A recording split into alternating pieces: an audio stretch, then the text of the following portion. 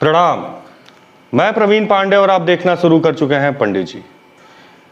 अक्सर बहुत सारे मेरे साधक और बहुत से ऐसे लोग जो वीडियोस देखते हैं या साधना करते हैं, उन लोगों ने कमेंट किया कि गुरुजी सफलता नहीं मिलती।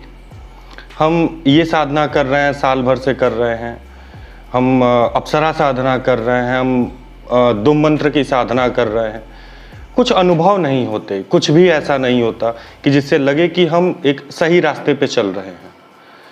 तो आज हम इन्हीं सब विषयों पे बात करेंगे कि किस तरह से आप साधना करें, क्या गलतियां आप करते हैं जो आगे करने वाली साधनाओं में न करें कि आपको सफलता मिले, आपको अनुभव प्राप्त हो। तो चलिए बिना विलंब किए वीडियो की शुरुआत करते हैं और चर्चा करते हैं इन सब विषयों पे। देखिए, सर्वप्रथम हम कुछ गलतियां करते हैं। गलतियां क्या करते हैं? सबसे पहली गलती कि अगर आप किसी अच्छी साधना में बैठ रहे हैं, किसी उच्च कोटि की साधना में बैठ रहे हैं, तो आप वहाँ पे किसी भी योग्य गुरु के सानिध्यता से वंचित रहते हैं। आप YouTube पे बहुत सारी वीडियोस ऐसी पड़ी हैं जिनको आप देखते हैं, मंत्र मिल गया, विधि मिल गई, बस बैठ जाओ। अरे मंत्र और विधि ही सब कुछ नहीं होती है। आप उस तरह के नकलची बच्चे हैं जो कि गाइड, मतलब शायद यूपी बोर्ड के लड़के गाइड समझ रहे होंगे, अनसॉल्व पेपर या जो भी कुछ कहते हो, वो लेके एग्जाम में बैठे हैं लेकिन उसके बावजूद फेल हो जाते हैं। क्वेश्चन घुमा के आ गया, बस गोल हो गए वहीं पे। तो देखिए, केवल मंत्र और विधि ही सब कुछ नहीं होती है, पूरा एक व्यवस्था उसकी होती है, गाइडलाइन होती है। आपको अनुभव नहीं हो रहे हैं तो गुरु किसी और तरह से आपको बताएगा कि ये अनुभव आप इस तरह से थोड़ा सा डायरेक्शन अपना चेंज कर दीजिए। या आप करते क्या हैं, अमूमन लोग करते क्या हैं, 99% लोग करते हैं कि वो बस साधना बैठ गए, मंत्र लिए, विधि लिए, सारी चीजें किए, बैठ गए। अब आपका शरीर ही उस साधना के लिए सक्षम नहीं है, उसकी ऊर्जा को एब्जॉर्ब करने में सक्षम नहीं है, तो किस तरह से वो आपकी साधना कंप्लीट होगी? नहीं होगी।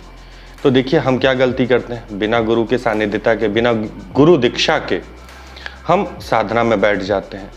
कुछ लोग गुरु दीक्षा इसलिए भी नहीं लेते कि 10 यूट्यूबर्स को उन्होंने कॉल किया, पता चला कि एक ने बोला 5100 रुपया, एक ने बोला 11,000 रुपया, एक ने बोला कि 2100 रुपया, तो अब वो डर जाते हैं कि अरे ये तो फीस है। देखिए, उसी में से 2-4-10 औरों को आप कॉल करिए, हो सकता है कि कोई अच्छे गुरु आपको मिल जाए, जो कि बात करने से ही आपको समझ में आ जाएगा कि हाँ ये गुरु है। देखिए, कुछ खर्च तो होगा ही होगा आपकी गुरु दीक्षा में, कुछ सामान होते हैं जो गुरु को भेजने पड़ते हैं। जब वो आप गुरु दीक्षा ले रहे होते हैं तो उस समय पे गुरु उसे धारण करते हैं और आपको गुरु दीक्षा देते हैं। फिर कुछ सामग्रियां होती हैं जो आपको लानी होती हैं, आप जहाँ पूजन कर रहे हैं वहाँ पे, तो बहुत सारी ऐसी चीज़ें होती हैं, तो थोड़ा बहुत खर्च आता है इसमें, लेकिन उस तरह से नहीं आता है जिस तरह से लोग बात करते हैं। आप जब 2-4-5 लोगों से बात करेंगे तो अपने आप आपको समझ में आ जाएगा, मन से आवाज आएगा कि हाँ ये हैं गुरु, इनको पता है साधना के बारे में। XYZ कोई भी साधना हो, किसी भी तरह की साधना हो, आपको गुरु की सानिध्यता चाहिए ही चाहिए। दूसरी चीज, ब्रह्मचर्य। अब देखिए, हो सकता है कि कुछ लोगों के लिए मेरी वीडियो बहुत बोरिंग लगे, वो 2-4 मिनट देख के छोड़ दें, तो ठीक है, छोड़ दीजिए, कोई दिक्कत नहीं। लेकिन हो सकता है कि कभी कोई एक ऐसा वर्ड मैं बोल दूं जो बड़ा इंपॉर्टेंट हो आपके लिए, तो रिक्वेस्ट यही है कि पूरी वीडियो देखिएगा। और बीच में मैं थोड़ा सा वीडियो को रोका हूँ, यहाँ पे इसलिए रोका हूँ कि भाई सब्सक्राइब करने में क्या दिक्कत है आप लोगों को? सब्सक्राइब कर लीजिए मेरे चैनल को। क्या मैं कोई आपत्तिजनक चीज़ें इस पे बोलता हूँ, या जो आजकल चल रहे हैं क्रैप्स और फ्राई, पता नहीं किस किस तरह के वीडियोस चलते हैं, या कुछ ऐसे गाली गलौज वाले शब्द यूज़ करना, कुछ ऐसा भी तो मैं कुछ तो ऐसा नहीं करता। बस जो मेरे पास ज्ञान है, जो चीज़ें हैं, वो मैं वीडियो के माध्यम से आप लोगों को बताता हूँ। तो सब्सक्राइब करने में कुछ नहीं जाता, और वीडियो अच्छी लगे तो लाइक ज़रूर किया करिए और शेयर भी किया करिए। चलिए फिलहाल टॉपिक, तो हम बात कर रहे थे ब्रह्मचर्य के बारे में। ब्रह्मचर्य पालन किसी भी साधना में अनिवार्य होता है। अब ब्रह्मचर्य पालन लोग करते क्या है कि वाइफ से अलग रहना शुरू कर देंगे। अच्छी चीज़ है, बहुत अच्छी है, संयम अगर रख रहे हैं तो। और साधना में बैठे हैं, 2 महीने 3 महीने तक की साधना की सफलता नहीं मिली, तो झुल्ला के वो करेंगे क्या कि सारी सामग्री ले जाके विसर्जित कर देंगे, फेंक देंगे, या कुछ करेंगे, कहेंगे अरे कुछ होता ही नहीं, सब अंधविश्वास है। ब्रह्मचर्य का मतलब ये नहीं होता है कि आप अपनों से दूर रहें। अपने आप पे नियंत्रण को ब्रह्मचर्य कहा जाता है, अपने आप पे नियंत्रण को।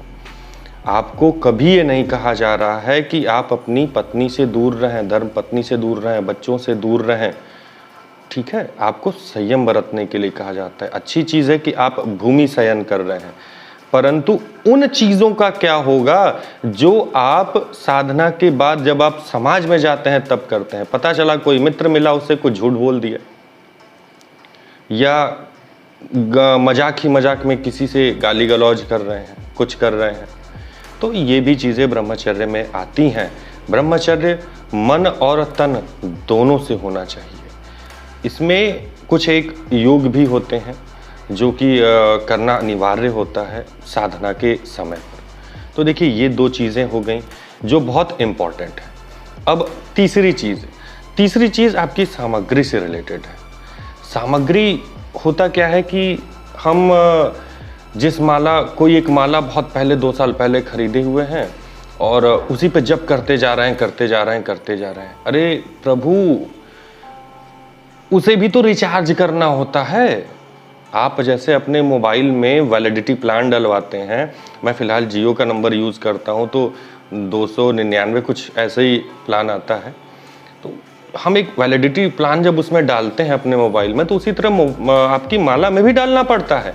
उसे हर 3 महीने 4 महीने पे चैतन्य और उसकी पूजन करना आवश्यक होता है, समझे। तो ये भी चीज़ें हैं, उसको आप करिए। लास्ट और सबसे सॉलिड पॉइंट है, बेसिकली देखिए लास्ट नहीं है, बहुत सारे ऐसे पॉइंट्स होते हैं। ये तो एक वीडियो है जिसमें मैं कुछ ही चीज़ें बता पाऊंगा, सारी चीज़ नहीं बता पाऊंगा। तो इसमें होगा क्या कि जगह, स्थान, किस स्थान पे आप कर रहे हैं अपनी साधना, सबसे बड़ा पॉइंट ये होता है, उसका चयन करना पड़ता है। तो सब मिला के आप ये समझ लीजिए कि इन चीज़ों का पालन आपको अपनी साधनाओं में करना होगा। अब आप नावार्ण मंत्र साधना करें या दुर्गा एकाक्षरी मंत्र की साधना कर रहे हो, या कोई भी साधना कर रहे हो, इवन आप अप्सरा साधना कर लें, किन्नरी साधना कर लें, XYZ कोई भी आप साधना कर लें, उसमें महत्व बहुत होता है इन चीज़ों का। इसके अलावा अगर आप तामसिक साधनाएं भी कर रहे हैं तो उसमें भी, जैसे भूत प्रेत चुड़ैल ये सब कर रहे हैं, फिलहाल तो मैं उनसे बहुत दूर रहता हूँ, भगवान बचाएं, माता रानी बचाएं, ऐसी साधनाओं से मुझे बहुत दूर ही रहना अच्छा लगता है। इनमें भी, ऐसी साधनाओं में भी इन चीज़ों का प्रयोग किया जाता है, इन बातों का ध्यान रखा जाता है।